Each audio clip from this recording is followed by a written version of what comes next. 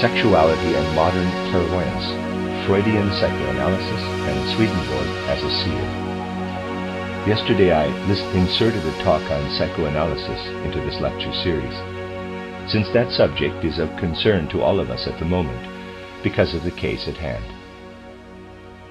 You will have noticed that I first characterized the psychoanalytic view as distinguishing between consciousness and the unconscious in our inner life. I then went on to describe, if only briefly, how the psychoanalytic point of view as a whole is swimming in sexuality. And you could see that with this second aspect, an extremely unfortunate, you might even say terrible, element has entered our culture.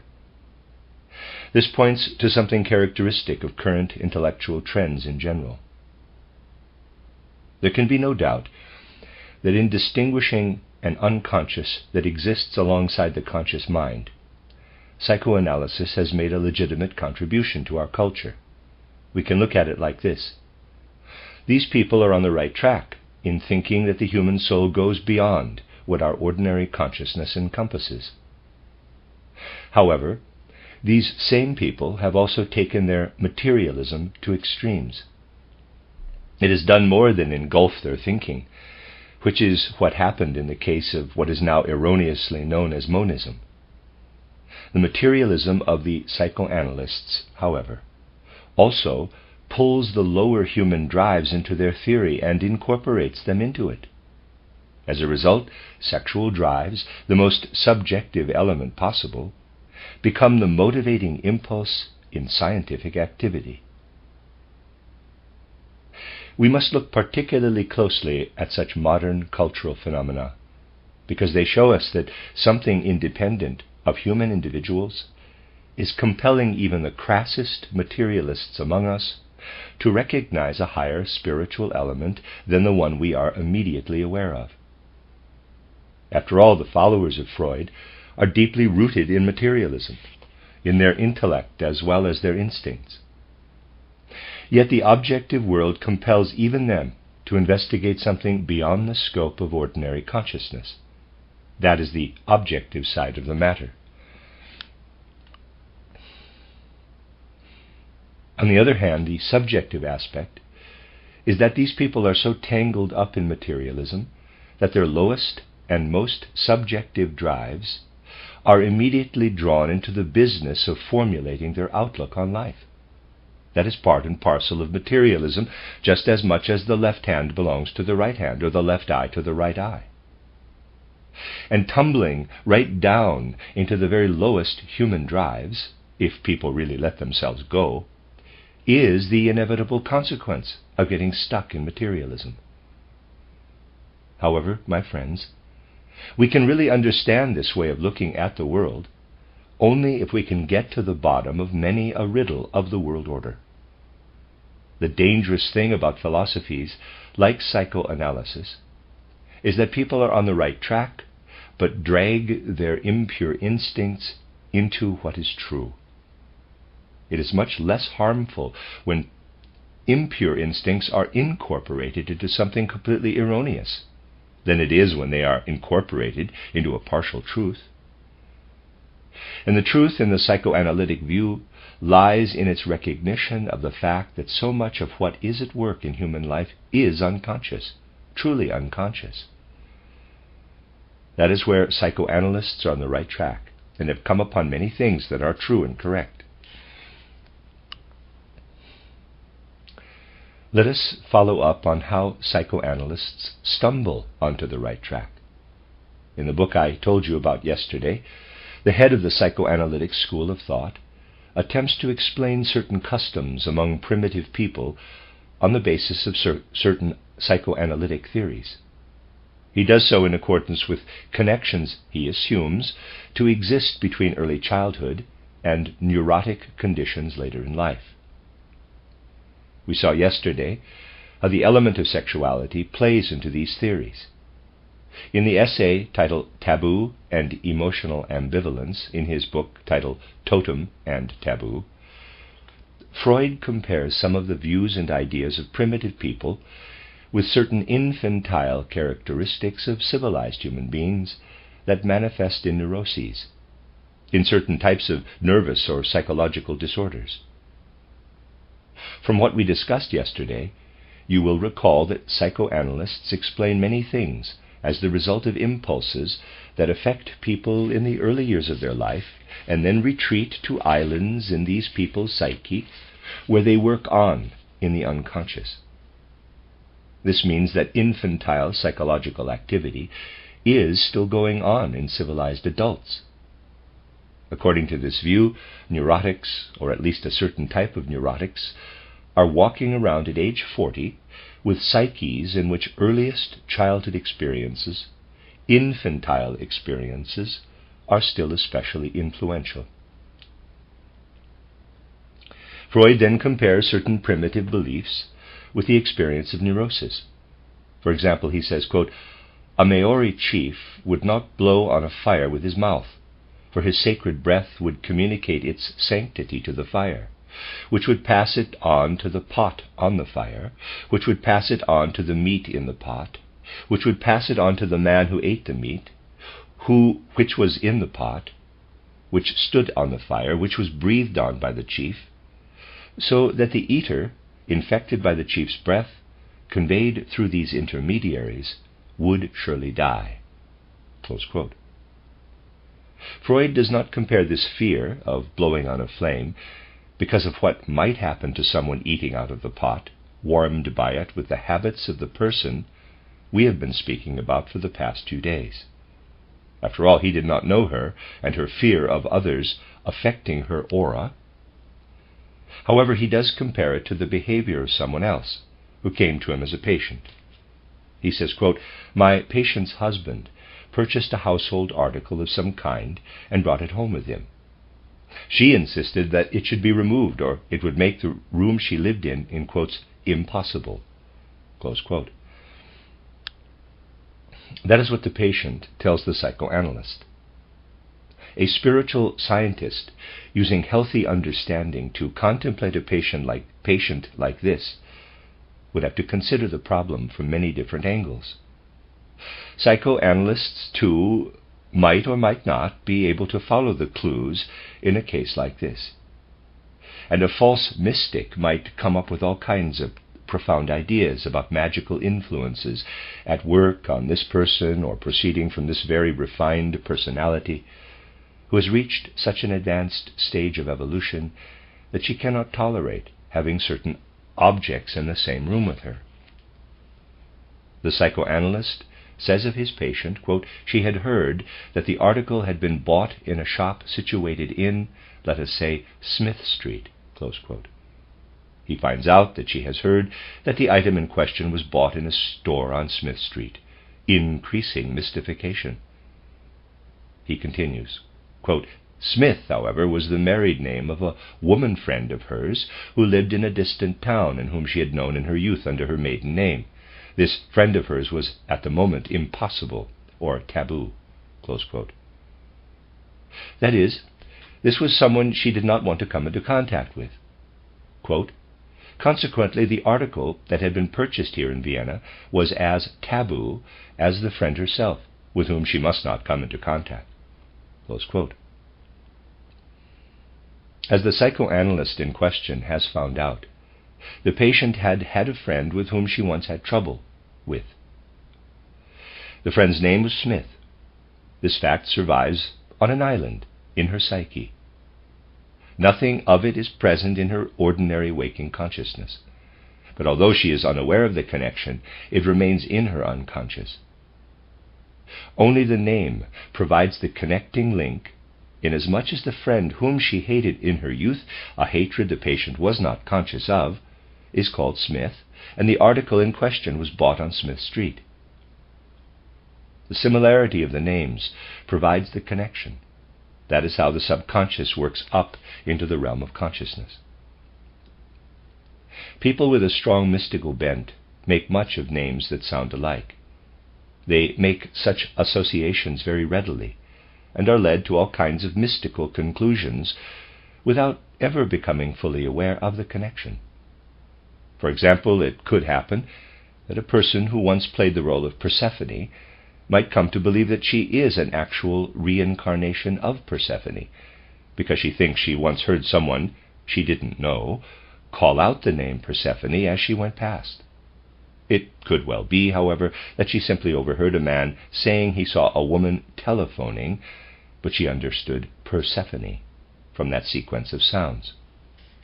The person in question misheard Persephone when what was actually said was telephoning, and this is enough for her to go on spinning her mystical threads.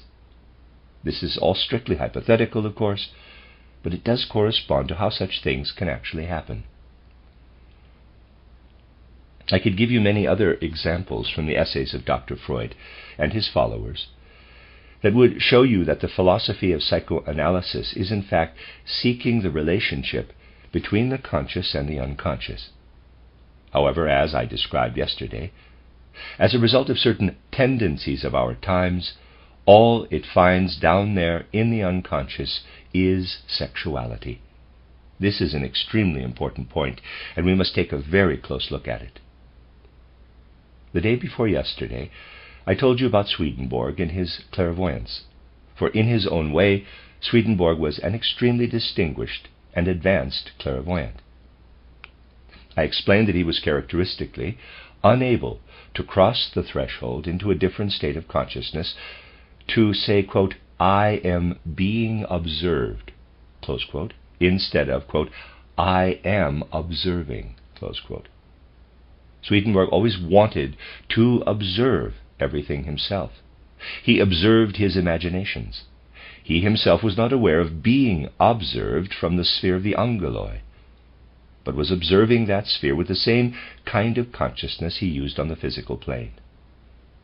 Let's take a good look at this once more, so as to be clear about the right way to ascend from the physical plane to a higher plane of existence.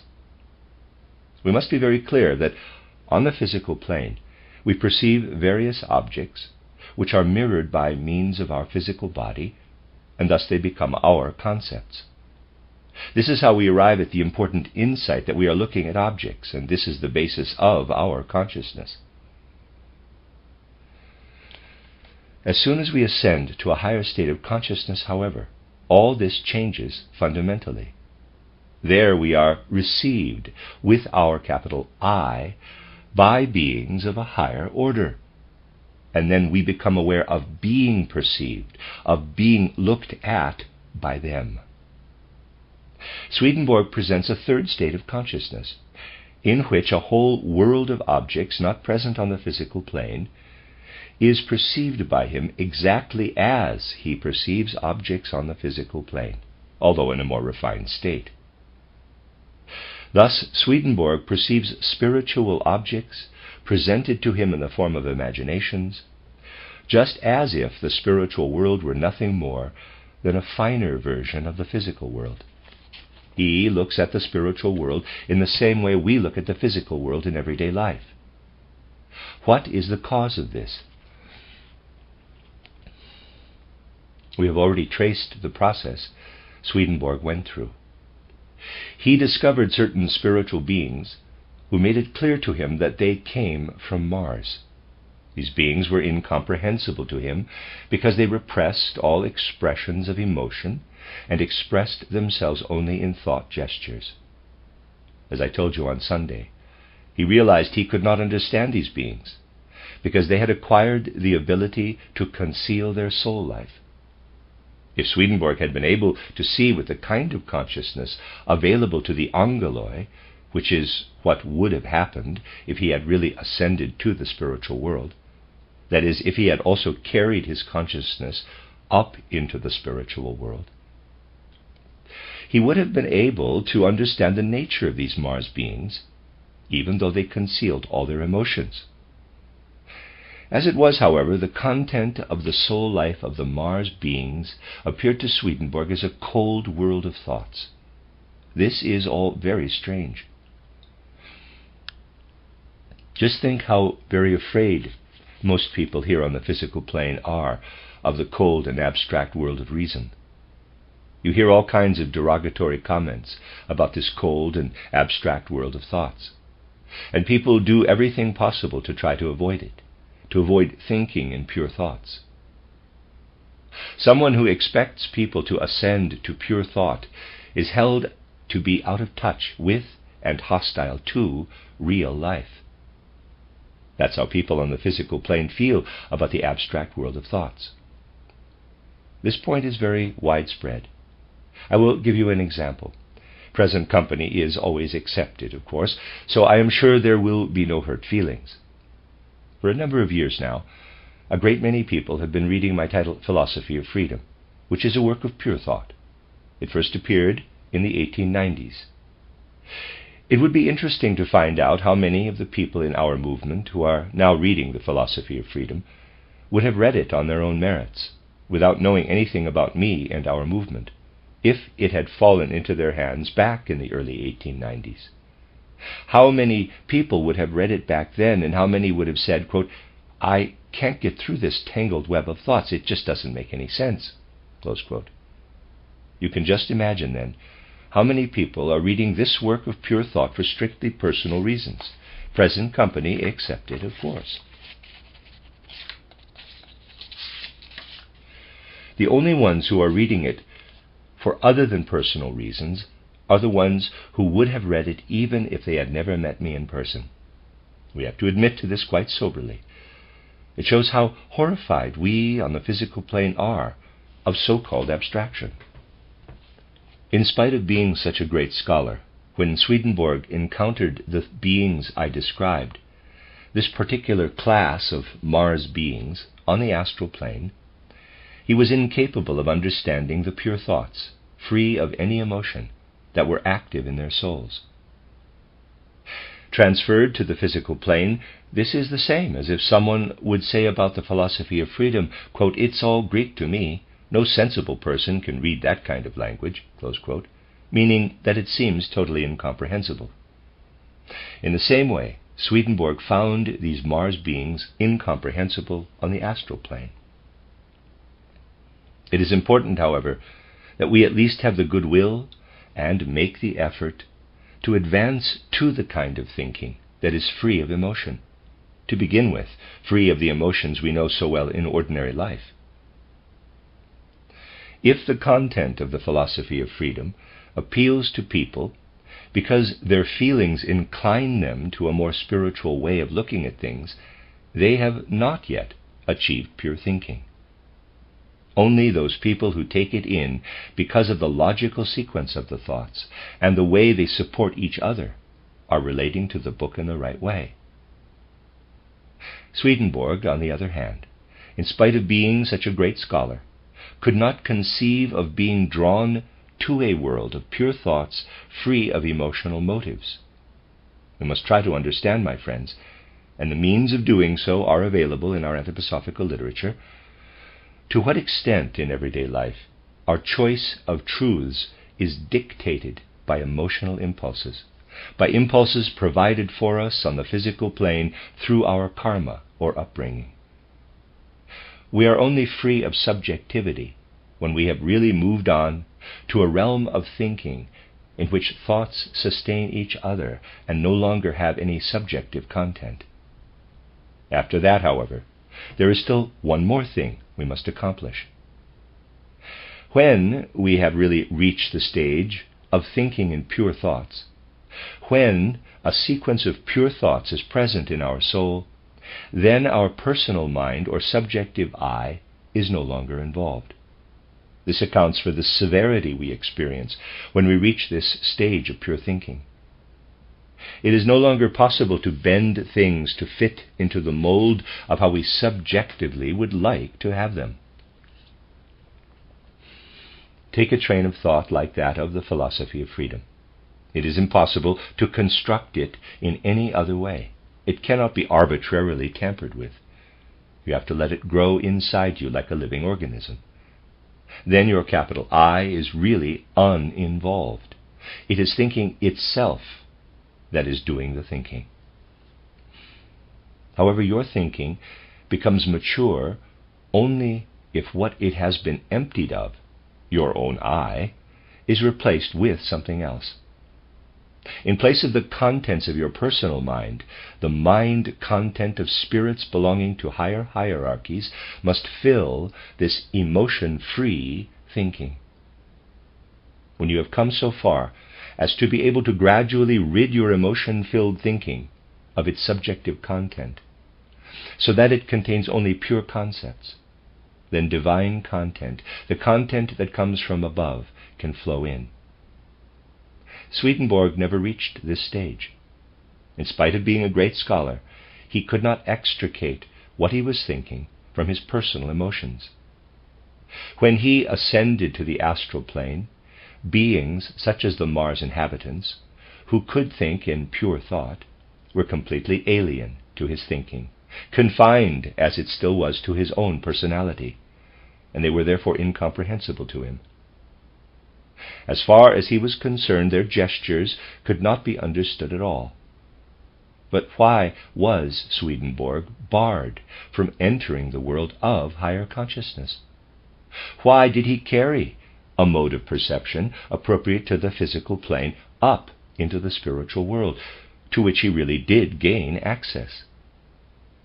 We need not investigate why certain spirits are able to keep their thoughts free of subjective emotional content, but why was Swedenborg unable to understand their words and gestures?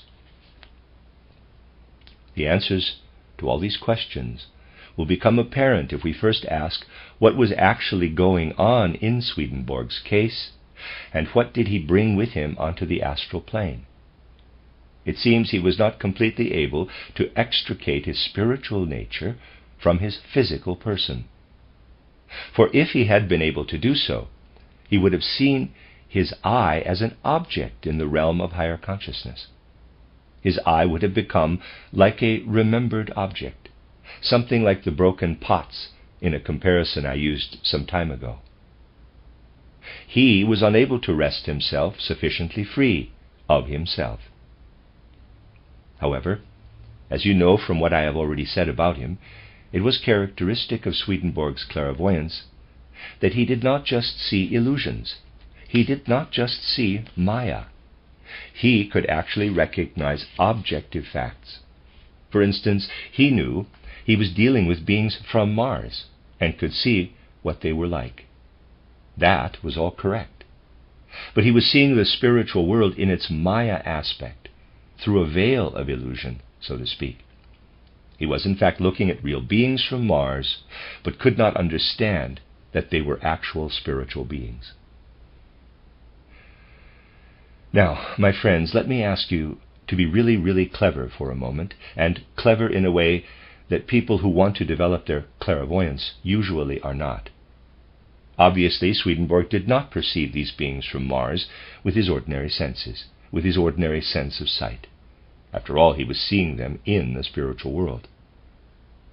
In other words, he could not see them with his sense of sight, or hear them with his sense of hearing, or even understand them with his ordinary capacity for thought. As I have explained to you, this capacity for thought was actually a gift of the ancient moon stage. That is, something that developed before the Mars forces came into play. Readers aside, there's a gap in the stenographic record. End of readers aside. Among all the powers of cognition known to human beings, there was nothing that could have enabled him to understand these beings. Thus, we are confronted with the strange fact that Swedenborg undoubtedly recognized the beings he saw, but did not recognize them by means of any higher forces. He recognized them by means of some ability he should not have had, because he was lacking the necessary consciousness. Ordinary powers of consciousness on the physical plane are inadequate to explain what he was seeing. But in that case, how was he actually seeing? Now, Swedenborg had spent his life not only as a great scholar, but also as a very pure person, and so a certain energy was transformed within him. All people on the physical plane have this energy, which is somewhat similar to clairvoyant ability. On the physical plane, however, it is used for a different purpose. What was this energy that enabled Swedenborg to see as he did? Swedenborg was seeing by means of a force that perceives outer appearances without touching them in any way, and without making use of the eyes. What kind of a force is that? On earth, on the physical plane, it is the force that comes to expression in sexual activity, the mysterious force that pulls people together in earthly love, a force different from all other powers of perception. Swedenborg had stored up this force, and when he reached a certain age, it was transformed in him, although it remained sexual energy in some respects. He used this sexual energy to see spiritual worlds. That is, transformed sexual energy is actually the basis of Swedenborg's clairvoyance. You can conclude from all this that human beings, during their evolution on earth, are provided with a force that expresses itself as sexuality during earthly life, but that will be transformed once it is no longer bound to the physical body.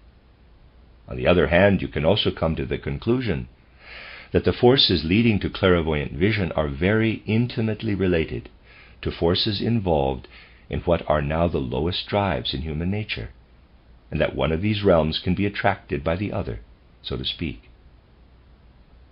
My friends, it follows that clairvoyance is not something to be played at.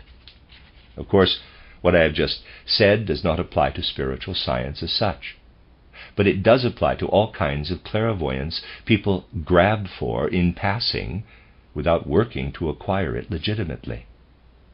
We cannot take seriously enough the fact that clairvoyance is not to be developed by simply applying a transformation of our usual mode of perception on the physical plane to higher planes of existence. These higher planes require that we work toward a new mode of perception applicable to the spiritual world, a mode of perception that has nothing to do with sexual energy, since that is physical and exists only for the physical plane. Applying the same mode of perception to higher worlds as is applied on the physical plane, that is, the assumption that people can perceive there in the same way as they do on the physical plane, is what makes people relate clairvoyance and sexual energies. There are several ways of avoiding this, and we are now at a crucial point in human evolution where these things must be understood. What I have just told you is ancient knowledge. And in olden times, people knew how to protect themselves. They knew that people approaching the spiritual world had to recognize both their own weakness and the fact that strength of character, inner discipline, and doing away with any unrestrained emotional impulses are necessary for ascending into the spiritual worlds in the right way. In ancient times, initiates were aware of human weakness and took steps to prevent any possibility of mixing the two spheres. How did they do it? Simply by keeping people away from the opposite sex whenever truly spiritual matters were being spoken of. That is, females were not allowed to participate in gatherings in which spiritual scientific matters were discussed. That is why in the past women were excluded from all spiritual scientific gatherings. This measure prevented the men from mixing the two spheres in any way, because they were bound by strictest oath not to discuss what went on in the lodge outside the lodge itself. Women then could have no connection to spiritual science other than to the, quote, white gloves, close quote, which were a significant symbol of this whole state of affairs. Now, these times are long gone, and spiritual scientific movements such as ours should attempt to do away with such constraints. However, the spiritual realm must still be kept totally free of the other sphere I mentioned. These two realms are not to be mixed. What we have seen recently is a case of the worst possible mingling of spheres, a case in which sexual drives were at work, but were interpreted as something quite different. They were interpreted in all kinds of mystical ways, but in reality they were sexual drives. It is important to face this fact squarely and to understand it from the inside, from the inner nature of the cosmic order.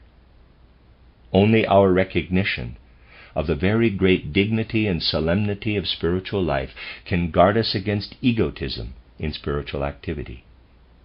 Once egotistical mysticism enters, nothing can save us from mixing the two above-mentioned spheres in the worst possible way. Thus we see how, in Swedenborg's case, repressed sexuality filled his imaginations, which would otherwise have remained empty, but only to a certain extent. When he came into contact with beings who were able to eliminate all emotions from their gestures, he was no longer able to fill that sphere, which was a strictly human one and came about because his sexuality extended to include his imaginations. Swedenborg, then, is a good example of what to avoid in approaching the spiritual world in modern times. Aspirations that resemble Swedenborg's in any way put people striving for clairvoyance in danger of arousing the sphere of sexuality and having the two spheres mingle. My friends, we must be able to speak of these things as a matter of course in spiritual scientific contexts. It would be very unfortunate if we were unable to mention them objectively and scientifically, because serious seekers also need to know the dangers they face in their search. That is also why it is so easy for an impure fantasy to misinterpret pure spiritual striving. We stand at an extremely significant point in our spiritual scientific communications. And what I wanted to do today was sketch the lines converging in this point.